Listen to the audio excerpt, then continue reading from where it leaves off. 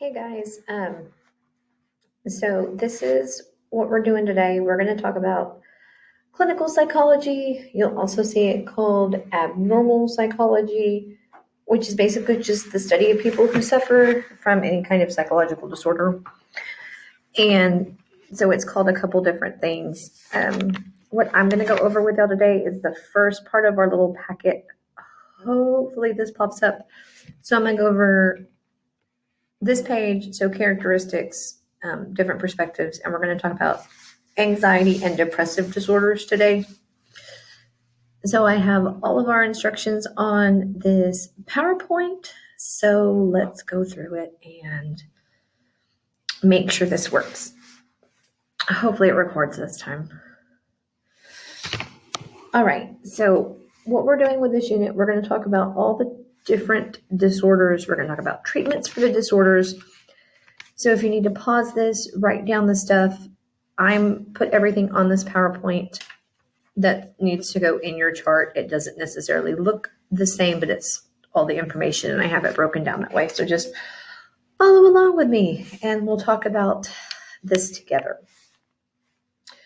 All right, so when we're talking about psychological disorders, we have to define it. And so to define psychological disorders, there are common characteristics of disorders. Okay, so the four that we're going to talk about is, in order for something to be classified as a disorder, it has to be maladaptive or disturbing to the individual. Maladaptive is just a fancy way of saying that it's harmful. Okay, so it has to be harmful and or disturbing to the individual. Like if you have agoraphobia, which is the fear of open spaces, and you can't leave your house without having some kind of like disturbing, without, like experiencing something disturbing. So that's what maladaptive is. Okay. Number two, it has to be disturbing to others. Okay, so obviously if other people are disturbed by it, then that's characteristic of a disorder. Three is it has to be unusual. So it's not shared by many members of the population. It's like here in the US, if you had visions, that's atypical. People just don't have visions, right? So that's unusual. But in some cultures, it occurs more commonly. So in the US, having visions is a symptom of a psychological disorder because it's not something that's common. The fourth one is irrational. So in that sense is that it doesn't make sense to the average person. So for example, phobias, let me go back. Right, a lot of them they seem irrational to people, or people who have prolonged depression for a really, really long time. It's irrational. I mean, you can be depressed if there's a reason to be depressed, like if you move away from your friends or something like that, but just like a very prolonged depression due to any situation is considered irrational. So when we go through and diagnose disorders, psychologists use the Diagnostic and Statistical Manual of Mental Disorders, the DSM. So it contains symptoms of everything that's currently considered to be a psychological disorder.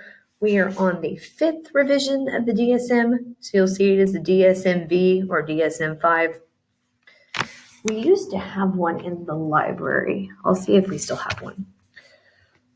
All right, but depending on the school of thought for psychology, right, everyone's going to look at the cause of psychological disorders differently. Okay, so this is the little chart that's on the first page of your packet. Okay. So let's go through these because y'all are going to have to answer some questions later on this, and understanding this helps to understand how psychologists view each different disorder and then how they're going to treat it, which that's a conversation for much later. Okay, so if you're psychodynamic or psychoanalytic, okay, so this is Freud, Neo-Freudians, okay.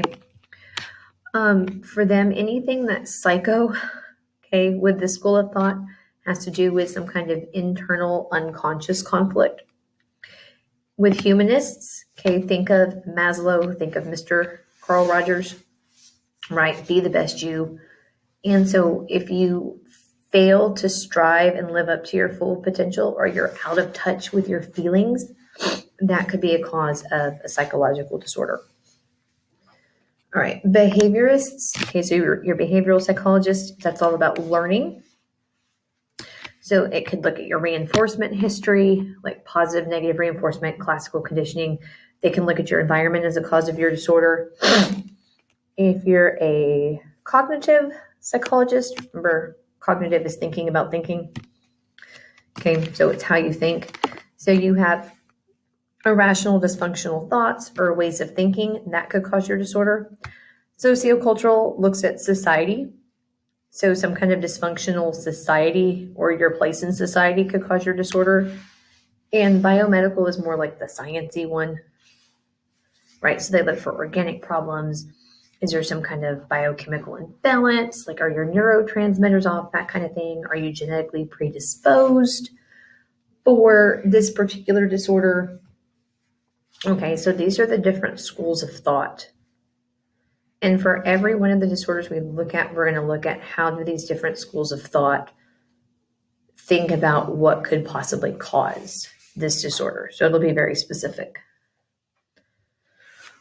All right, so the first disorder, so this is technically page 2 of your chart, right? This one, if it shows up, I don't know if it will. Okay. All right, so your anxiety disorders, right? Was that right? Yeah, okay. All right, so they're all similar in the fact, right, that their common symptom is anxiety, okay? So let's look at panic disorders real quick. If you have a panic disorder, you tend to suffer from acute episodes of intense anxiety without any apparent provocation. So you aren't consciously trying to freak yourself out or have a panic attack, like something just brings it on. And panic attacks do tend to increase in frequency, and then people often suffer additional anxiety due to participating in the attack. It's like the more you have, the worse the panic gets. I'll give you all a personal example. I've had one panic attack in my life, which is different than like just being stressed and overwhelmed. I was actually here giving an EOC test, and I'm walking around doing my EOC testing thing, and all of a sudden I couldn't breathe. Like I felt this huge pressure on my chest, and I couldn't breathe. So I got someone to cover the room, and I had to go sit down in a nice cool spot somewhere because I couldn't breathe. I started crying. I felt like I was going to throw up. Like I had no idea what was going on. And I finally start to calm down, and then I get up and it just like washed over me again, and I couldn't breathe. And it took me a really long time to get it under control, and it was horrible. So, like I said, it's very intense anxiety. I don't know what brought it on. Wasn't overly concerned about giving a test. Hopefully I will never have one again. Okay. Generalized anxiety disorder. You'll also see it referred to as GAD. This is just if you have constant low-level anxiety. Okay, like not specifically talking about like, oh, I'm just stressed out, but it is constant. You constantly feel nervous. You constantly feel out of sorts.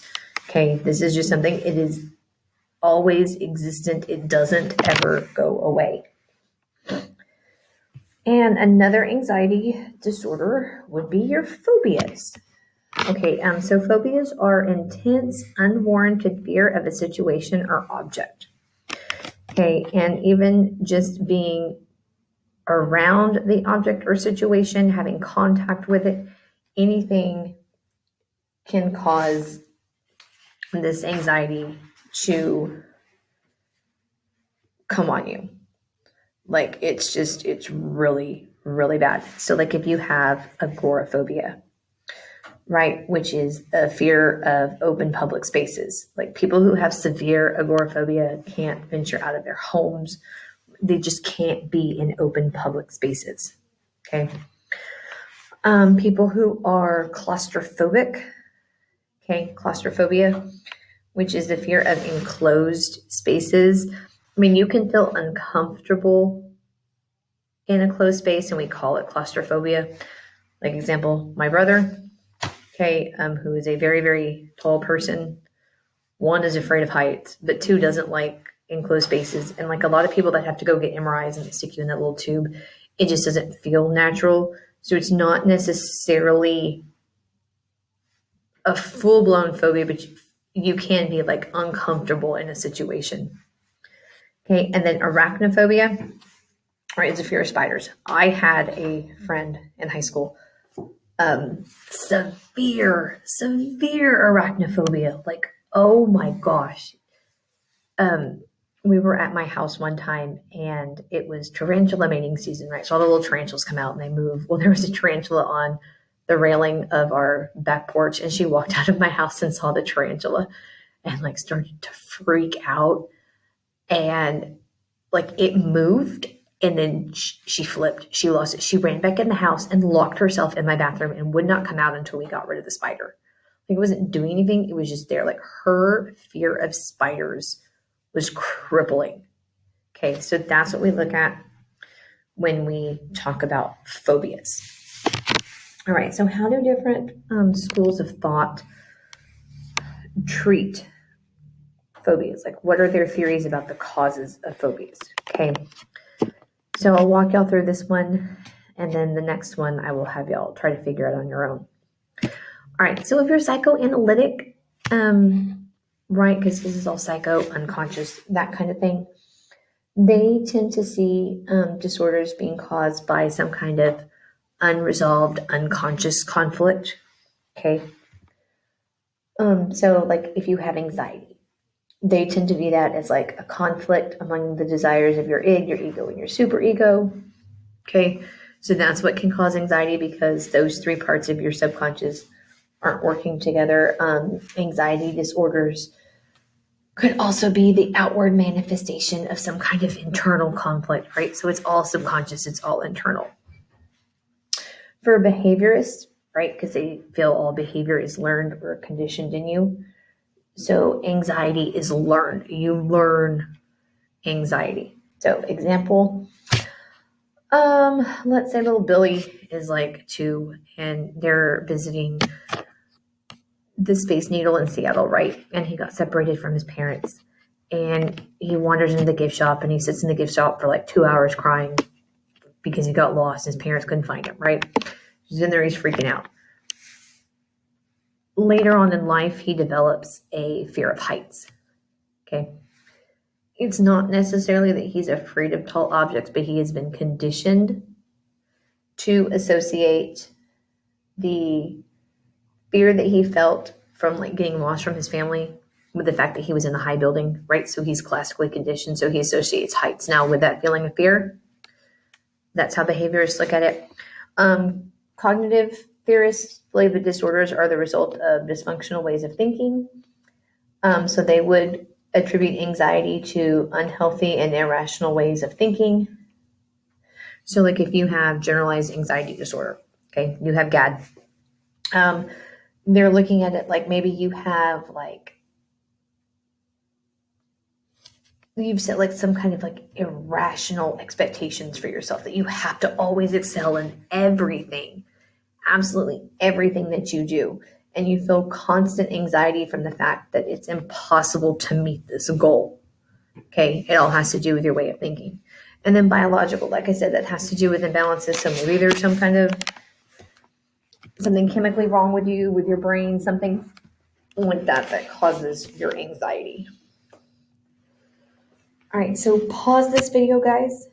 Go get into AP Classroom. There are 3 questions for y'all over perspectives of disorders. So basically all that is it kind of gives you a scenario and it wants you to look at like which way would this psychologist view a disorder? Like what school of thought is it? So I would pause it. If you need to go back to your page on the chart to look at, go for it. But when you're done with your questions, come back here. Okay, hopefully you got all 3 of those questions right. I will be looking. They're not that hard, I promise. All right, so let's go look at depressive disorders. I've kind of moved them all around, so you'll just have to follow along on your little chart. All right, so there's different types of depressive disorder. You also have mood disorder or affective disorder. And so if you have this, you tend to experience extreme or inappropriate emotions. Like if you're sitting at a funeral and you just, start laughing or something. So it has to do with, like I said, inappropriate emotions at the wrong time. My little things didn't pop up. That's okay. All right, another one is seasonal affective disorder or SAD. Okay, it's very similar to depression, but it has to do with the time of the year that you experience this depression. Okay, so usually it's in the fall and the winter when there's less sunlight. Okay, you'll sleep more, you gain more weight. Okay, but we just don't like being in the dark. We don't like it being gloomy. We need the sun. Like our bodies really need sunlight. They need that vitamin D. And this is especially true in places like above the Arctic Circle, right? Like where you're stuck in, 24-hour cycles of never ending night for a really long time. That can attribute to this type of depression. So this is the one time I'm going to talk about a treatment, just because this one is very specific. A lot of times they use light therapy. So you sit and you have like those lights that like mimic the sun that help so that your body can get that energy, and that you at least have the feeling that there is sunlight somewhere. And so that tends to help with seasonal affective disorder. All right, major depressive disorder. This is kind of like considered the common cold of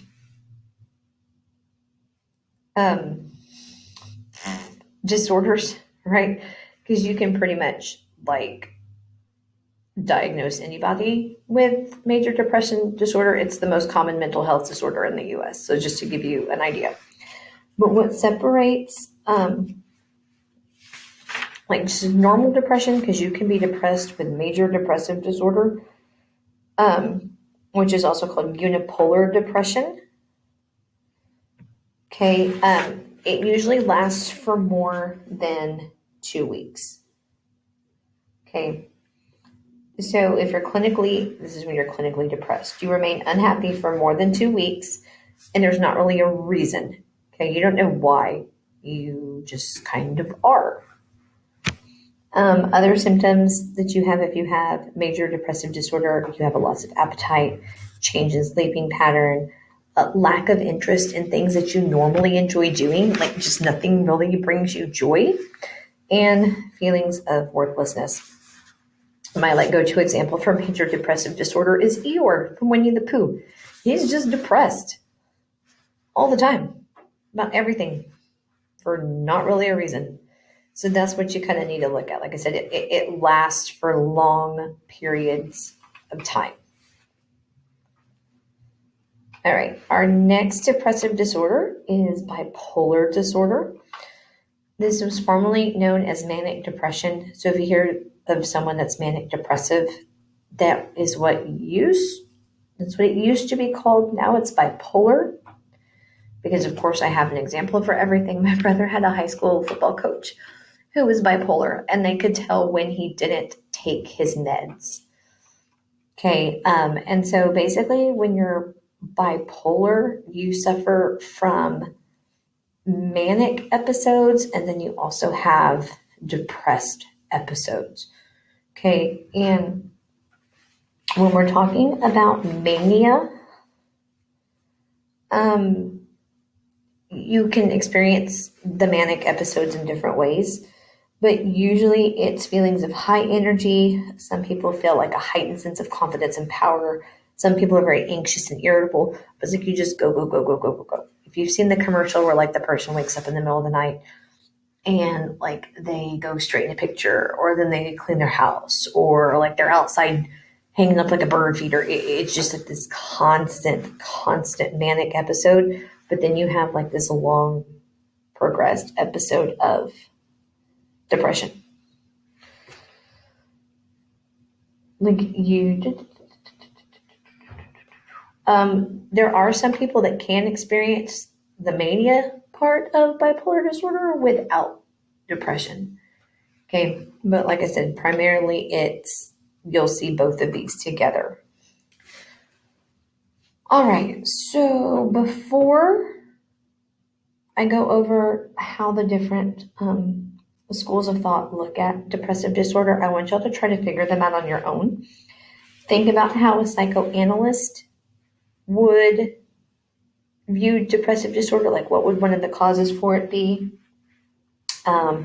What about a cognitive psychologist or a biomedical? Like what specific neurotransmitters would be involved in depression?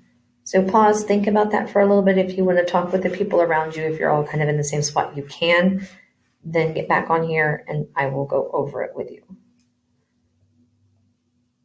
Okay. Hopefully you talked about it and you're just not jumping on here so that you can go get your work done. All right. So for psychoanalytic, okay, maybe you're angry about something and you're directing it inward. Okay. Maybe you had some kind of loss at one of your stages of development. So instead of developing a fixation, you became depressed about something. Okay. So it's all subconscious. You don't know. For cognitive psychologists, they're going to look at it from the fact of, right, like you have negative ideas because it's how you're thinking. They're also going to explore attributions that people make about their experiences. So attribution is an explanation of cause. So for example, like you fail a math test and you could attribute your failure to you didn't study, that you're stupid, you have a really bad teacher, right? Anything else. People with pessimistic attribution styles are more likely to promote depression. So, yay, pessimists. Okay. So we have two people for cognitive that I want to talk about real quick. There's Aaron Beck, who viewed depression like from the lens of this cognitive triad that, right, because right, cognitive is all about thinking, that people tend to be depressed when they have unreasonably negative attitudes about themselves. They have negative attitudes about the world and about their future. So like just nothing is positive. Everything is always negative. Okay, so that's his cognitive triad. Martin Seligman, okay, he kind of took a combined approach, which is what a lot of psychologists do, and he looked at everything through a cognitive and a behavioral component. And so you need to associate him with learned helplessness. I didn't type this in there, but you need to write this down somewhere so you can remember the experiment about learned helplessness. So basically what I did is he had two groups of dogs and they had little shock collars on. And so group one learned that if they performed a certain action, like if they stepped over a line, pushed a button, did something, they could get the shocks to stop. Okay. So by performing an action, they could get the shocks to stop. Group two, no matter what the dogs did, there was nothing that was going to get the shocks to stop. Okay. So then he went and conducted the experiment again, where he put the dogs in the collars again, but this time both group one and group two had a way to end the shocks. And group one figured it out real quick because they did before. He saw that group two, what they did is they just gave up. They just figured they weren't able to do it before, so they just completely gave up and quit. That's what learned helplessness is. And there's a strong positive correlation, okay, which does not mean causation, a very strong positive correlation with feelings of learned helplessness and depression.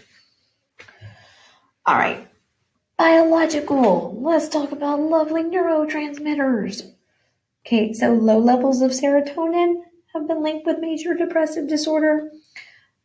People who are bipolar, they've seen in doing studies that they tend to have more receptor sites in their brain and in their skin for acetylcholine. And other research has shown that people with low levels of norepinephrine tend to show signs of depression. Okay, so we will talk about treatment for these later on, but they've also shown that people who have or suffer from depression or bipolar disorder, that tends to kind of be genetic because it tends to run in families. So that's what they found there. Okay, so stop here. Go into AP Classroom again. Okay, and there's a set of questions on bipolar, depression, and anxiety disorders. I think there's 9 of them. Okay, but pause, go do those questions. Again, y'all can do them together and work through them. That's fine. When you're done, hop back on here. Okay, so hopefully you did the questions, you did well again. I'm going to give y'all time now to go read through Module 68. You don't have to take notes, but I really need y'all to read this module. This is the one about schizophrenia. And there's a lot that can pop up on the AP test with it. There's a lot that goes on with schizophrenia. So I really need to make sure that y'all have this module done, because not only are we going to talk about it, we're also going to go talk about, we'll do questions on AP Classroom, and then we'll have to look at is it positive or negative schizophrenia. So we're going to have to do a lot with this next class. So make sure that y'all have read the module. And that's what I have for y'all today. Write down any questions that y'all have that y'all want me to go over in class on Friday, and I will see you guys then.